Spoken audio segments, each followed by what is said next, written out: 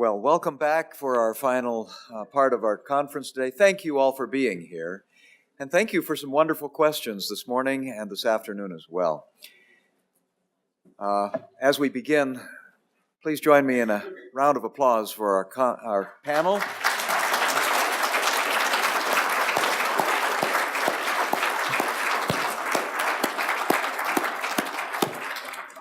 They have all done a wonderful job. Thank you very, very much. Let me just begin by asking if anyone on the panel is just dying to say something to someone else. Bill, I knew you'd be the first one. I think, Valerie, I think that's a male role, right? Is that his stewardship? Great. Jack, I wonder if you would, I'll just tell you. No, grab the microphone. I have to leave. All right. Well, they don't need to record this. I have to leave at 4:05 to go and do a recruiting meeting at the Department of Political Science here. So as you see me leave, it's not because I'm disgusted or I've had enough or I'm leaving. And if you need to contact me, I'm sure that they can tell you how to contact me. Thank you. Bill, do you want to start out with a question or comment? What can one say in response to these marvelous women? Women do it differently and better. I wish my lady were here. She would be right in the middle of this. Because you've talked so much, Valerie, about Eve, I have to remind you of a wonderful story of Mark Twain. It's not often remembered. A story from Mark Twain about Eve. Adam died early. He thrashed about, not knowing what he was doing, wore himself out and died early. Left Eve alone. But the angel would come down in the evening and talk to her in the garden, cool of the day, and they were talking one day and she was reminiscing about Adam, whom she really did love. And she said, Adam was wonderful. He named all the animals and the plants and everything. Adam knew a lot of things, but they weren't true. And I wanted to remind you of a wonderful book that I think you would all enjoy, written by Carol Myers, now about to retire from Duke University, the leading feminist biblical scholar and archaeologist in North America, and happily a woman who began her fieldwork with me many, many years ago. She wrote a book when she was very young entitled Discovering Eve. It went out of print. It was issued by Oxford Press last year in a much revised edition entitled Rediscovering Eve. I think you'd love it. Great. Allison. I don't have anything.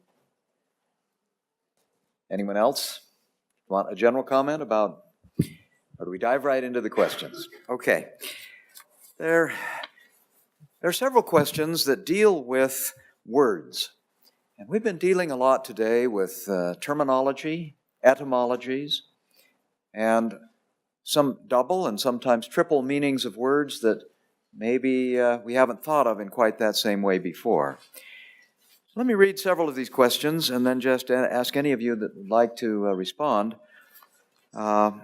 because several people are wondering, what do we make of all of these words? Question, is it not possible that the word wisdom is just a word without a definition that is personified as she? How about the word wisdom and its use in modern English? Something like wise application of knowledge. Precision with terms is not the hallmark of religion or the church. So what is the reason for Spirit, Spirit of God, Spirit of Lord, Lord Spirit, Holy Ghost, Light of Christ, and a lot of variety in the way in which divine beings are described in Scripture and elsewhere? And finally, what about etymologies of words? Several of you have looked at the etymologies of the word like Alma and different meanings that it might have. Are we in agreement on the way in which these etymologies work, or are these etymologies flexible? How do we get back to the real meanings of some of these words? Anyone have any words to say about these words? You said, I believe, you suggested an etymology for Asherah, and it's true. Well, it's a possibility, but I want to say it's only a possibility. But to add to that, in the Canaanite literature from Ugarit, pre-Israelite, Asherah's title is Lady of the Sea, she who walks upon sea, treads upon sea. So that would suggest the meaning that many scholars have. But the fact is, we don't really know. And I would stress that it's usage more than etymology that defines the meaning of a term. But the term Asherah is wonderful because it can mean to go straight, but also to go in the right way, and therefore to be fulfilled and to be happy. The same is true with the word shalom. It means essentially peace. It also means completeness, rightness, what is good and fitting. So Hebrew words always have these multiple meanings, as Margaret knows well. Etymology is not everything, but it is important. The Hebrew word is chokhmah, and I think it also means not just to be smart, and you touched on this so beautifully. It means to do the right thing, the thing which makes us truly human and truly fulfilled. So that's why Hebrew is wonderful, because it compresses these meanings. Did you know that you can put an English sentence into Hebrew in about a third of the length because of the compression? That's what makes Hebrew so subtle. And it's why we disagree about things. Margaret, you want to comment on that? The problem with all these things is it actually working now? Is it? I'm not very good with these things. Put that in use. That's wonderful, isn't it? So we're sending them down different ends. Margaret, if you'd like both, we can speak in stereo. Okay. So shall I? Go ahead. Okay, I'll start. The first part of that question was about wisdom and how do we know that it's is personified or is a lady rather than just a concept. But this is true of any terminology that is used about divine beings.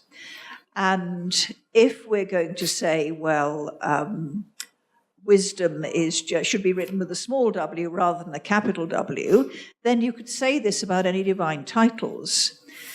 And the question is, which makes more sense? And when you see wisdom written with a capital W, certain patterns do emerge. And then my question back to the question would be, why do you want it with a small w? No, who else?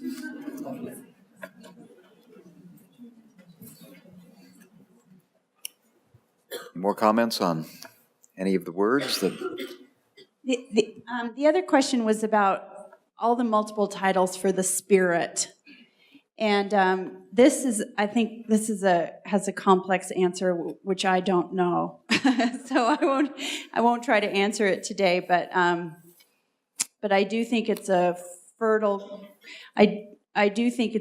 ground for more research, especially for Latter-day Saints who have the understanding of the Spirit as a personage, as a person, as an individual, rather than only as a power. And for other researchers, I mean, especially Margaret, I think, sees the Spirit more as a person as well than many Christians do. But I think it's a topic we could explore at another conference sometime. Would you add? Well, no, but on that same line, we talked a little bit about the fact that in Hebrew, the word for spirit is feminine. In Greek, it's neuter. In Latin, it's masculine, spiritus. So we have these three very prominent ancient cultures that have contributed to biblical thought, biblical language. And sometimes the translation in the King James Bible just depends on whether they're translating from the Hebrew or from the Greek or from the Latin. The English translators used all three. And I'm wondering if there's any thought about that accident of culture, and maybe it's a blessing of culture. Well, Hebrew doesn't have a neuter, which means we're forced to use the masculine or feminine. If we had a neuter, we would use it, but Hebrew doesn't have it. Is there a reason? I don't know.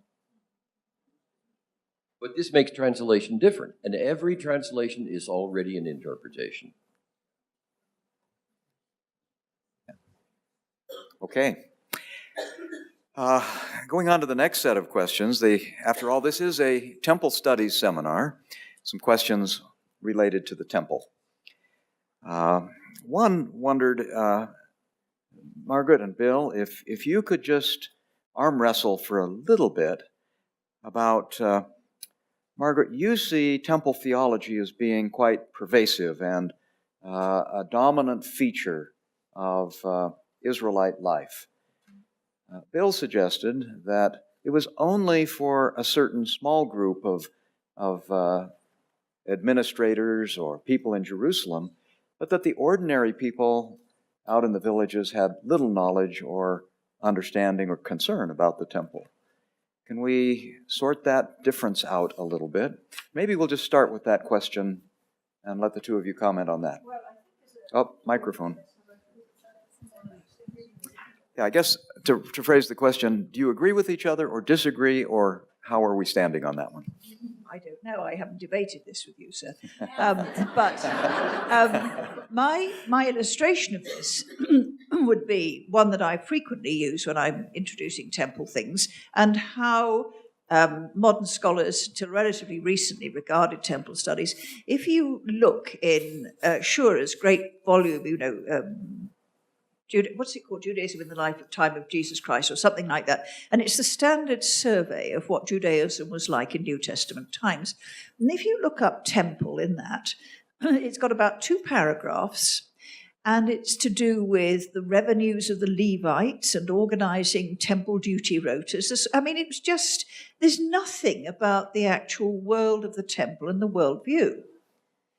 And people who are going to say, well, in fact, it was only a kind of centralized hierarchy and all the rest of it, I suspect that that isn't right. I think there was a temple worldview.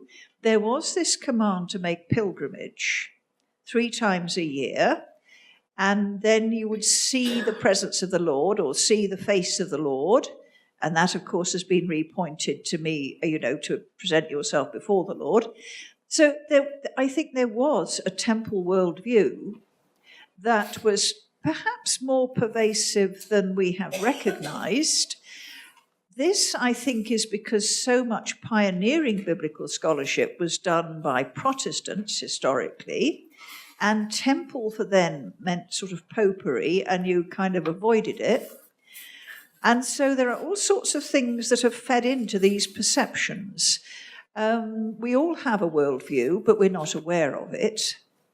And the fact that there were so many other temples around, we saw some pictures of them this morning, suggests that there were temples and things were going on in temples. And the question then has to be, was what was going on in these little temples, these local outfits, was it so completely different from what was going on at the big kind of head office? And then you have to add the fact that so much of our source material has passed through the hands of people who are trying to recreate retrospectively what they would like it to have been like. So it's actually very difficult. So I start with a hypothesis that the general temple worldview, that you can reconstruct quite extensively, because it does seem to work with a lot of texts, may well be right. But, we wait to see where it goes. Well, in fact, we only have the one temple I showed you, so there weren't many. We've excavated so many sites that the absence of evidence is now conclusive. There probably were only 2 or 3 temples in the whole of the country throughout its history. So most people didn't have any direct familiarity. It is absolutely the case that for those who wrote the Bible, the temple and temple theology, the covenant, and all the rest, royal kingship, all that was central. But we're talking about 2 traditions, what we would call the great tradition, the literary tradition, which is one thing, but then there's the lesser traditions, the little tradition. The question is, who makes history? The few who write history or the masses who act it out? And you need both. For many people, the temple just wasn't relevant to their needs. You mentioned going to Jerusalem 3 times a year. That simply wasn't practical in an agricultural society. It wouldn't have been practical to let the land lie fallow every 7th year. You'd starve to death. So the notion that all males should go to Jerusalem 3 times a year is the ideal The reality is almost nobody did. So you have two pictures, one drawn from the text and one from archaeology. It takes both.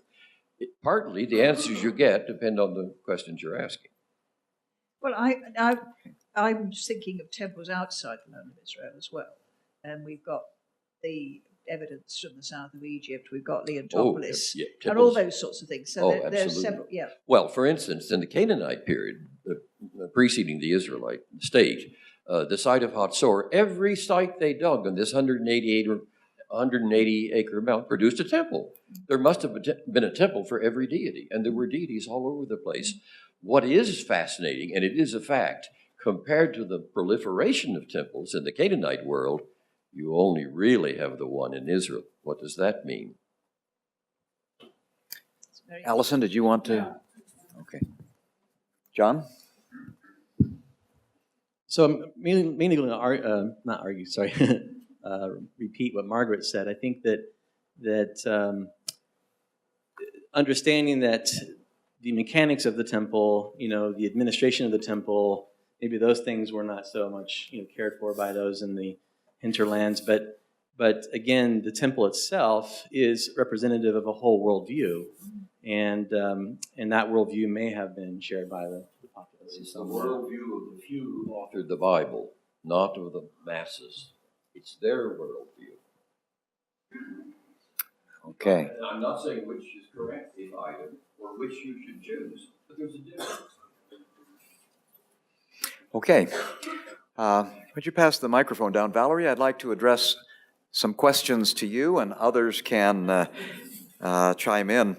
Several people have wondered about the kind of broader religious impact of the loss of Asherah and maybe the rediscovery in archaeology.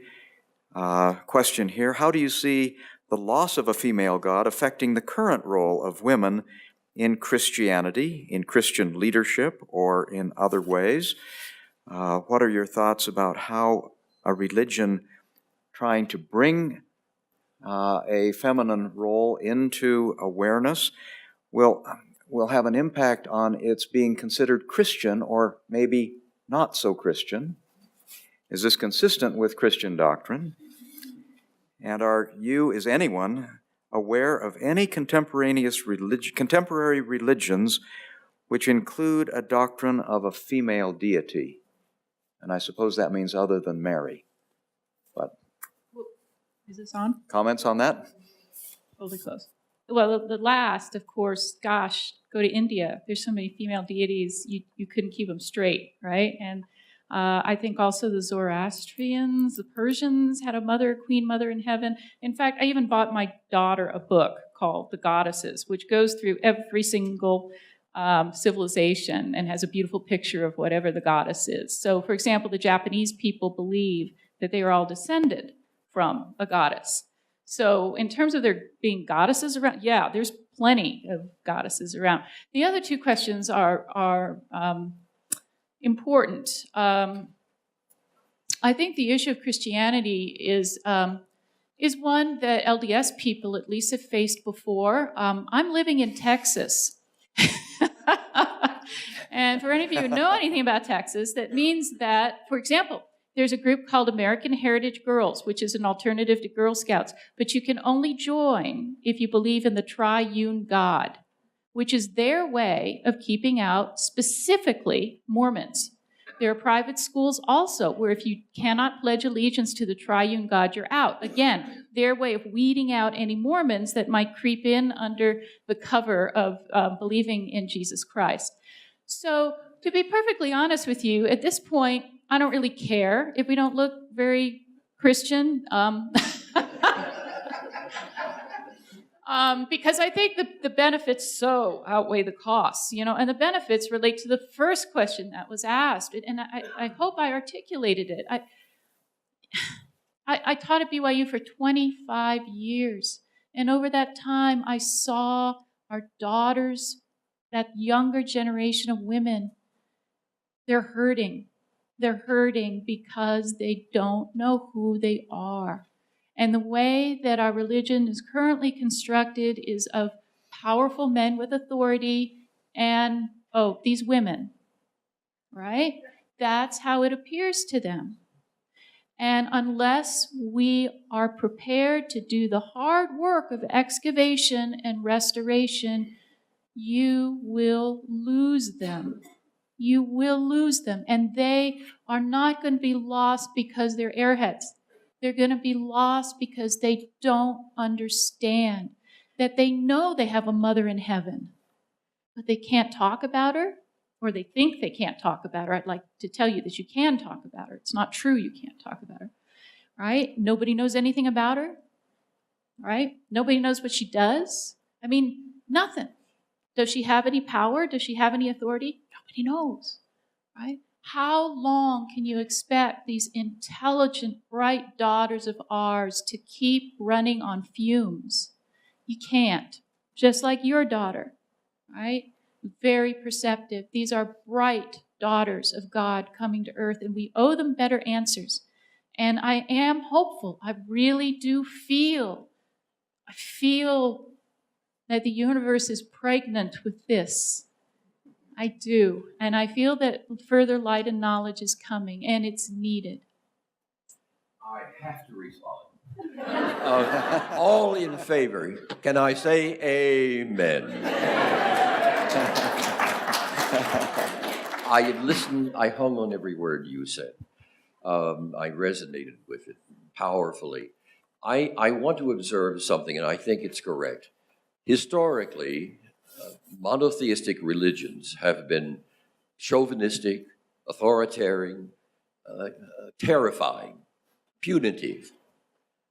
All of these religions would have been better if women had had more of a voice. But it is changing.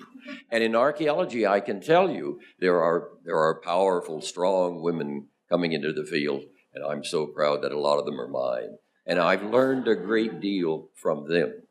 And they will, given half a chance, change the field. But remember, biblical studies from the beginning for 2,000 years has been dominated not only by males, but by clerics. That needs to change. And it will change. I hope to live to see it, but I doubt it. Margaret, how is it playing in England and in your experience? Well, the whole question of the role of a female divine figure or something like that, the implications of this will only be worked out when people have accepted that there is actually something to talk about. And so the first question that we have to approach is, how do we convince people that certainly in the first temple period, there was this significant divine feminine presence, that it reemerges in early Christianity. It's clearly there, but not in the mainstream in Second Temple texts, although there are those in Egypt and so forth. So the big problem, first of all, is convincing people that what they have lived with for a long time, particularly Bible-based Christians, may need a little modifying. Now, when that has been established, then you can start talking about the implications of this. But unfortunately, in England, and I'm sure elsewhere as well, this whole question has become entangled with understandably embittered feminists of a rather militant stripe. And this has meant that discourse, reasoned discourse, hasn't been very possible. But it is changing gradually, and one hopes that it will continue to change. But this is an enormous reconfiguring of things that people have thought were, the bedrocks of the Bible, and they're suddenly turning into quicksand. And that is very difficult for people to cope with. So it will take a long, long time. It takes a long time for the findings of scholarship to get anywhere near the pews in England.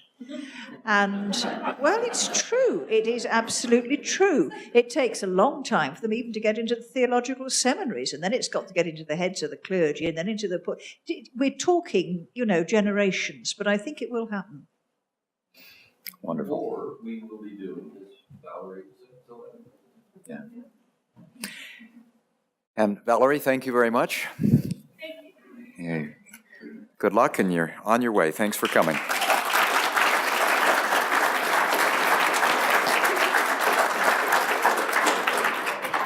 You know, you mentioned the importance of a voice. And Allison, you commented about the voice at the baptism, a role right there in the scriptures relating to voice. Maybe you want to comment on that. What's the specific question? There's Just no a comment question. about the voice? Well, Margaret I should let Margaret comment on this, because in her paper, she identifies based on textual evidence that some early Christians believed that voice was the voice of Mother in Heaven. And of course, if you read the Book of Mormon, the voice of the Lord speaks to Nephi, and maybe others, I haven't done a thorough study, often. And, we might ask ourselves the question, whose voice is this? Again, I haven't studied it. I don't have an opinion on this, but it's an interesting question. And it is an important role, whatever we have. Margaret? Well, I think the question of how the baptism story is usually understood is a good example of how your presuppositions determine how you read the text. Because in the Synoptic Gospels, we are just told a voice from heaven says, "You are my son." And everyone says, "Oh, well, son, that must mean father." And then other people say, well, no, it takes two. And some of the early Christians were clearly reading this as the voice of Jesus' mother. Now, the Synoptic Gospels give us no indication either way, but it is interesting that in the absence of decisive evidence, it's assumed to be masculine. And that, I think, is very interesting and very telling. And yet the Gospel of the Hebrews, and we assume that they were quite close to the sources, they are quite clear that the Spirit is the mother. Let's go to a question about symbolism. Lots of what we've talked about today relates to the understanding of symbols. And sometimes modern people are challenged with symbolism. And as Bill and I were saying, where's semiotics when we need them? But here's an interesting question. With the Holy of Holies being the place where creation commences and the place from which the high priest was born, is it reasonable to view the Holy of Holies as symbolic of the womb? And building on that, would it be reasonable to view the entire temple itself as a personification of the lady? John?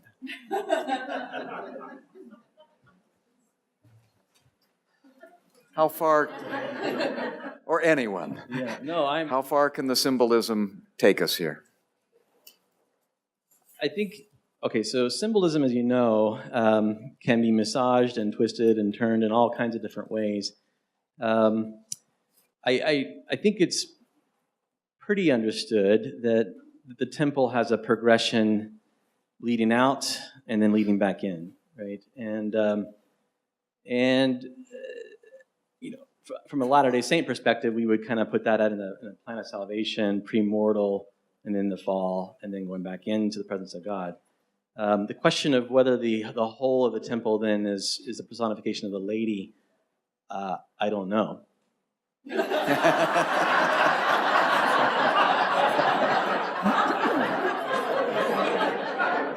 Well, this is actually a very interesting question, whether it is represents the womb, because even that very scrambled verse, Psalm 110, verse 3, which describes the birth of someone who then becomes called Melchizedek, there you have someone who is begotten. Remember, the Hebrew here is a bit difficult, opaque. Someone who is begotten, and begotten from the womb. So there's something in the Holy of Holies that counts as the womb. And it could be the Holy of Holies itself. So this is, all these things obviously are symbolic. The dew, the tal, that was almost certainly the anointing oil, because they use that image. But then, I have begotten thee from the womb. So it is possible, no more, possible, that the Holy of Holies did actually represent the womb of life. It is possible. Allison? I just want to add, I once was pregnant when I was in the temple and had birth on the mind. And it occurred to me that you could view the temple in this way, standing before the veil. Architecturally, there was in the temple I was in, there was sort of a round place there above the altar, and then moving through the veil into the celestial room.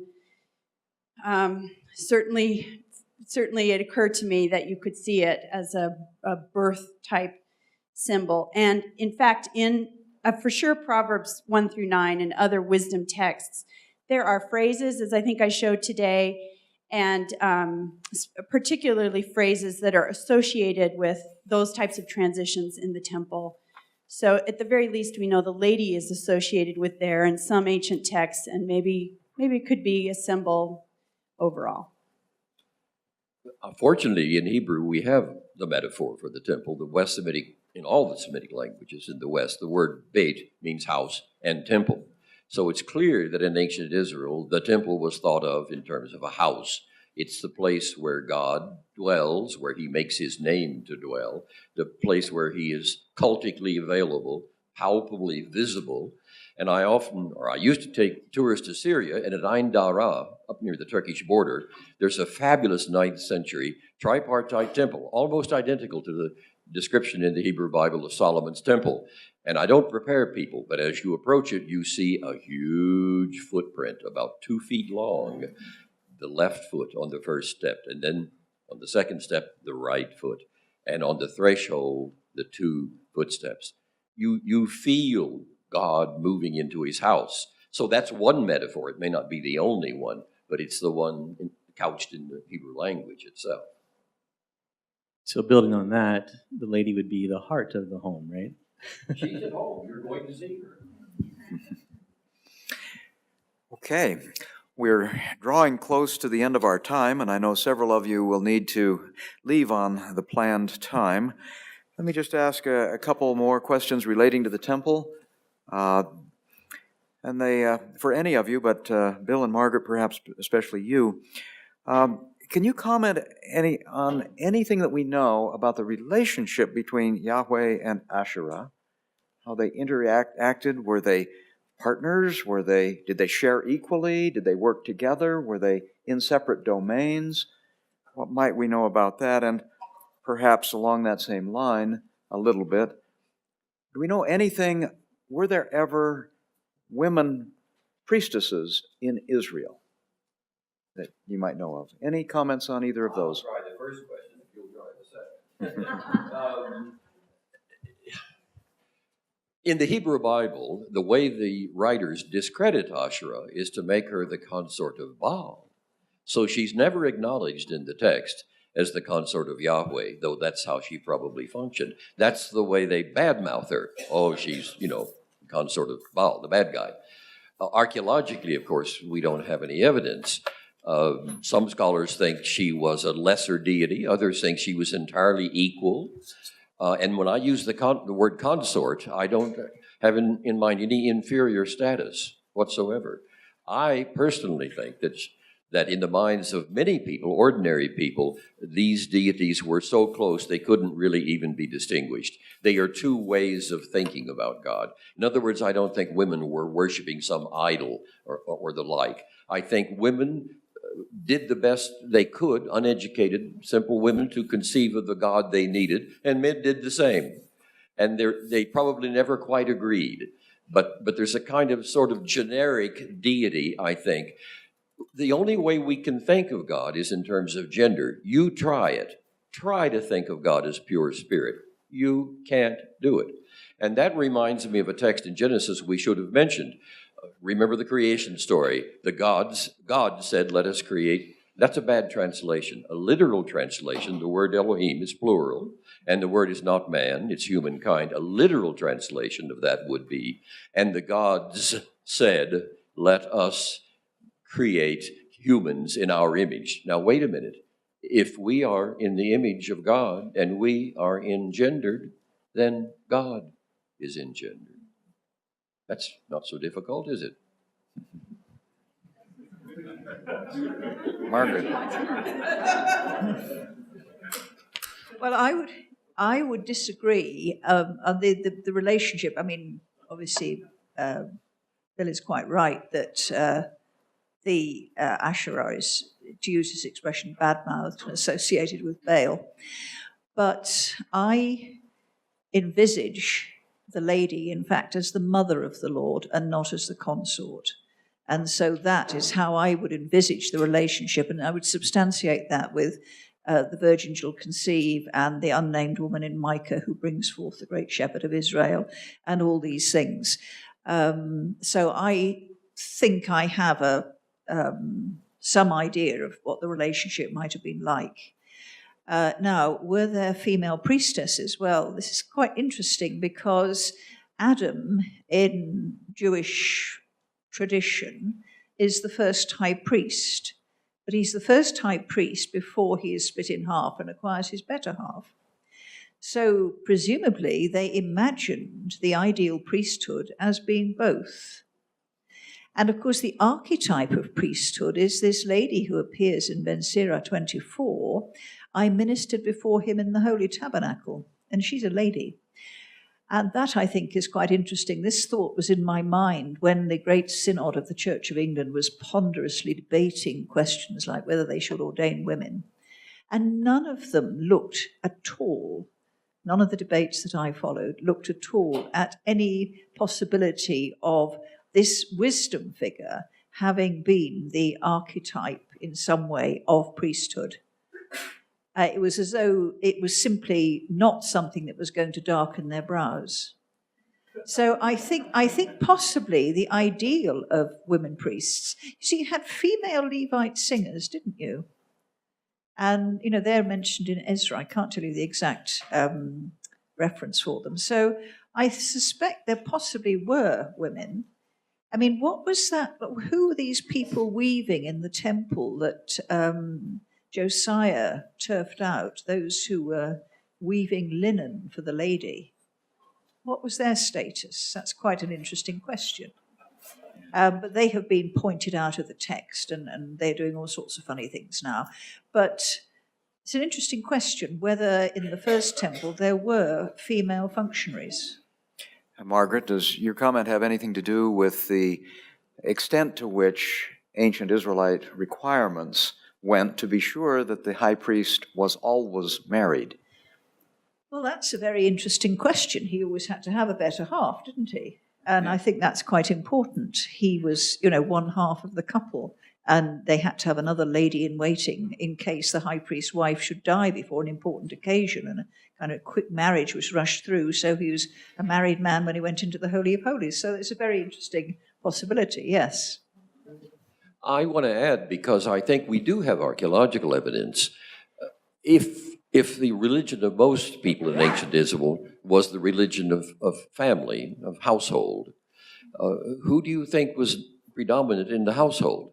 Most of us now think that we have a variety of household cults, and it's almost certain that women performed priestly functions. The real priests of ancient Israel in households were, in fact, almost certainly women. They were the ritual experts.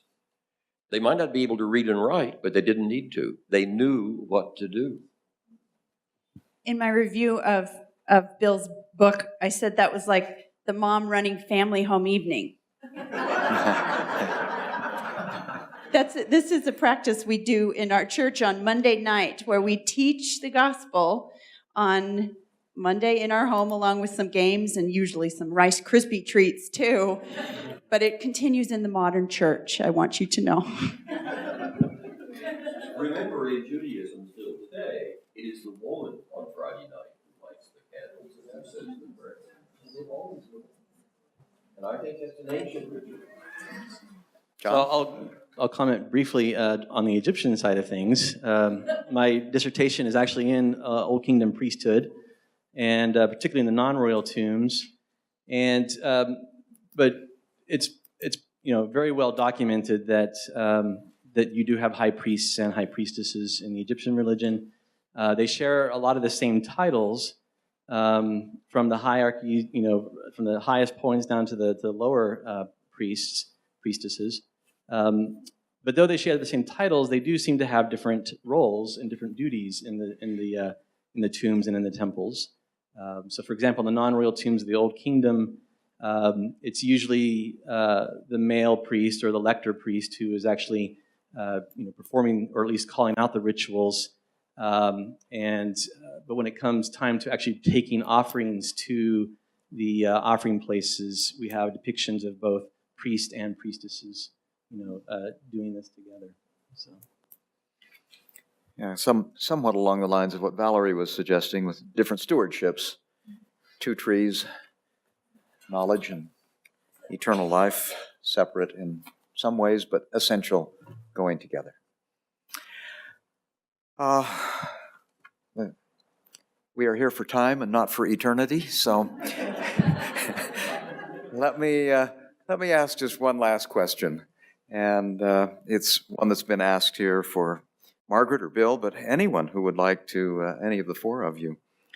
Is there any response that you might have to the Mormon perspectives to the topic of this conference that have been offered by the presenters today that you might wish to reflect on for just a moment?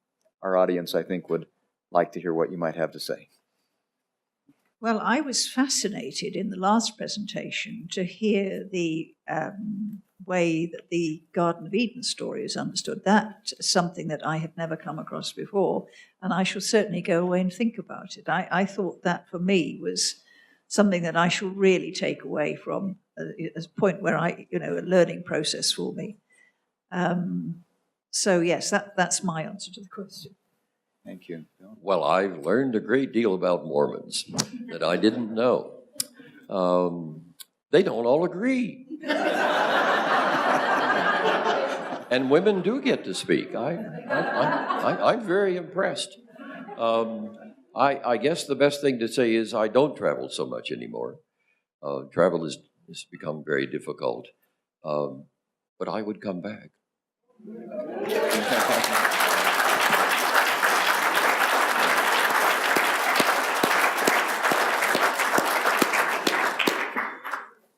And Bill, please let Pamela know that she will come with you. Once again, thanks to all of our participants. Thank you to you. Thanks to all who have worked so hard to put this together. Lori, for your help with all of the local arrangements. Others who have helped with ushering and with arrangements here at the university. We'll let you know what is happening next. Particularly, we're hoping to put something together in connection with the Dead Sea Scrolls exhibit coming to Salt Lake City at the Leonardo Museum, opening, I think it's November 21st. And it will be in Salt Lake for 6 months, and we're hoping to have some of the lectures there deal with the temple, and we'll let you know if you're on the email list when those evenings might be. So until the next time, thank you very much for all being here, and thanks to all of our participants especially.